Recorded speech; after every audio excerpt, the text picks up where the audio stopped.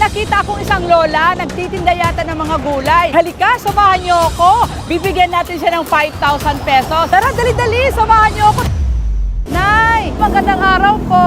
Ano pong tinitinda niyo? Upo, talong, patola. Ilang taon na po kayo? 39. Nay, ganito po yun. Papakyawin ko sana to. Kano po lahat yan? O sige, 200.